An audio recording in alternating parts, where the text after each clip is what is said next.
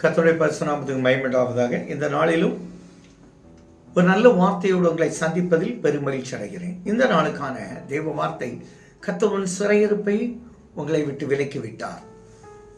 உங்களுக்காக கடலை கூட யோர்தான் நதியையும் பின்ன போக வைப்பார். அதான் சங்கீதங்களின் புத்தகம் 126 சங்கீதம் பாருங்க, 1வது வசனத்தில் பாருங்க, சீயோனின் சிறையிருப்பை கர்த்தர் திருப்பும் போது சொப்பனம் காண்கிறது போல இருக்கிறோம். அடுத்து 4வது வசனத்தில், தெற்கத்தி வெள்ளங்களை திருப்புவது போல எங்கள் சிறையிருப்பை திருப்பும். நான் சொல்றேன், சில காரியங்கள் உங்க வாழ்க்கையில நடக்கும்போது நம்ப முடியாது, சொப்பனம் கண்டது போல இருக்கும்.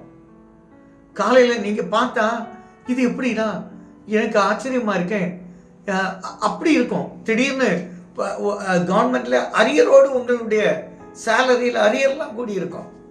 அப்படி சொல்லுவாங்க, கேட்டிருக்கீங்களா? நீங்க நினைச்சிருக்க மாட்டீங்க உங்க பிள்ளைகள் நல்ல சேலரியில உயர்த்தப்படுவதை, கேம்பஸ்ல அப்படி செலக்ட் ஆகிப்பாங்க, நீங்க போட்டிருக்கிற இடத்துல உயர்த்தப்பட்டிருப்பாங்க. ஆனா பிரச்சனைகள் நிறைய இருக்கு. உங்க பிரச்சனைகளை கர்த்தர் தெற்கத்தி வெள்ளம் திருப்பப்படுவது போல திருப்புவார். செங்கடல்ல வந்துருந்தாங்க, தான் பிரச்சனை.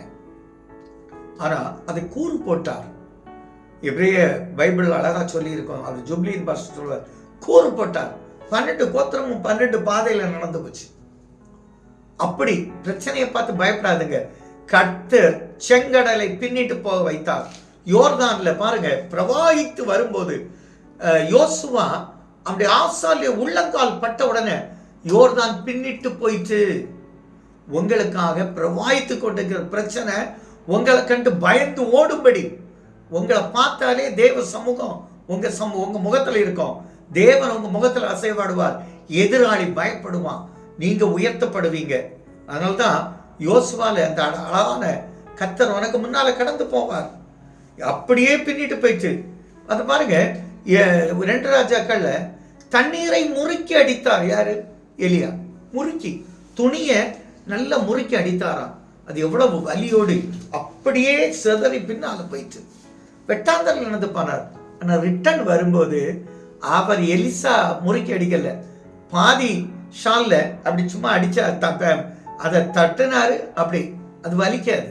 அதே போல பல காரியங்கள் பெற்றோராகிய நாம் ஜெபிப்பதால் அந்த ப்ராப்ளம் எல்லாம் சிவியராய் மாற்றப்படுகிறது.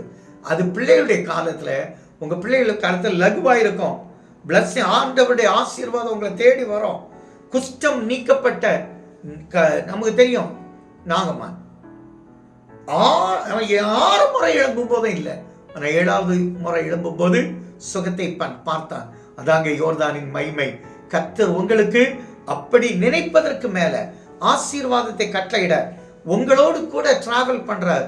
உங்க கண்கள் காண, உங்களுக்கு பார்த்தா சொப்பனம் கண்டது போல இருக்கும். இது எப்படிப்பா முடிஞ்சு, இந்த ஆளை எப்படிப்பா சால்வ் பண்ண, இந்த நபரை எப்படி டேக்கிள் பண்ண, அப்படி இந்த நாள் உங்களுக்கு எல்லாம் நன்மையாய் முடியும். எங்கள் நல்ல தகப்பனே, சில காரியங்களை சொப்பனம் கண்டது போல இருக்கும், எங்களுக்கு அப்படி முடித்து தருகிறீங்கப்பா. வெட்டாந்தர்கள் நடக்க பண்ணுவீங்க. பெரிய ஜெயத்தை கட்டளையிடுவார். நல்ல பிதாவே, ஆமென்.